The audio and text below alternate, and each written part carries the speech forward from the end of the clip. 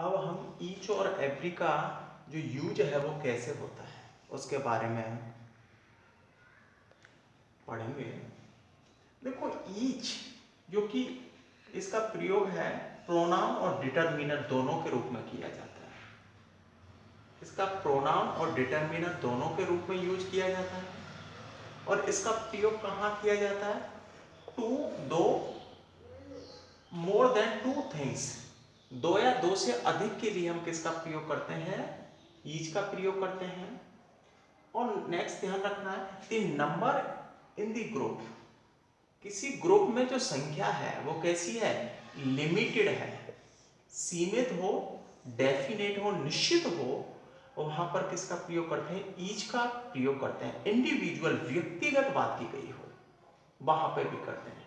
देखो, ईच का प्रयोग, देखो ये डिटरमिनर और प्रोनाउन दोनों के रूप में करता है काम, और दोनों के रूप में यूज किया जाता है। Two, more than two things के लिए इसका प्रयोग करते हैं, दो या दो से अधिक वस्तुओं के लिए। और किसी ग्रुप में जो संख्या है सीमित हो और निश्चित हो वहां पर प्रयोग किया जाता है। इंडिविजुअल और व्यक्तिगत रूप से बात की गई हो वहां पर किया जाता है।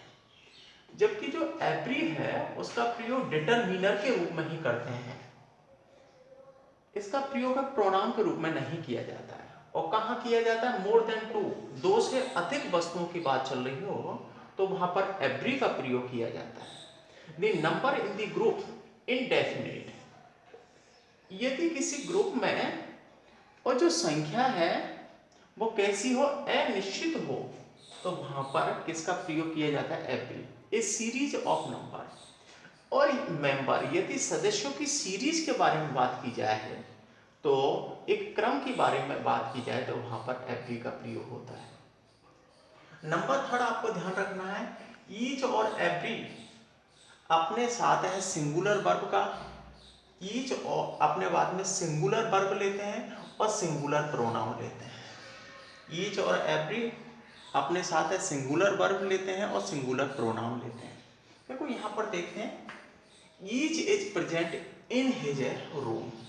अब देखो, मैंने बताया था कि ईच का प्रयोग है डिटरमिनर और प्रोनाउन के रूप में किया जाता है। यहाँ पर ईच क्या है? प्रोनाउन है, क्योंकि इसके बाद है नाउन का प्रयोग नहीं किया गया है।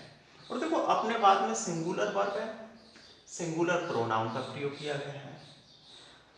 अब यहाँ पर देखते हैं each is present in his room, कि प्रत्येक अपने रूम में उपस्थित है। यहाँ पर ईच बॉय, अब देख रहे हो यहाँ पर ईच के बाद में और यहाँ पर बॉय का प्रयोग किया गया है, जो कि क्या है? ये ईच डिटरमिनर का कार्य कर रहा है।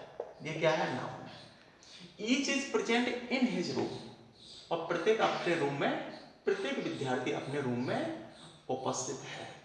और देखो यहाँ पर संख्या लिमिटेड हो और दो या दो से अधिक के लिए करते हैं यहाँ पर। अब देखो every is present in his room. अब देखो यहाँ पर एवरी, यहाँ पर डिटरमिनर का प्रयोग किया गया है, एवरी का प्रयोग, जो कि गलत है। यहाँ पर प्रोनाउन का प्रयोग किया गया है। किसका प्रयोग? एवरी का प्रयोग प्रोनाउन के लिए किया गया है, जो कि गलत है, क्योंकि इसके बाद में, एवरी के बाद में नाउन का आना बहुत जरूरी है, इसलिए सेंटेंस कैसा है? गलत है। और यहाँ पर देखें, every boy is present in his room, कि प्रत्येक विद्यार्थी अपने रूम में उपस्थित है। तो देखो यहाँ पर किसका प्रयोग? एवरी है, वो डिटरमिनर के रूप में यूज किया गया है।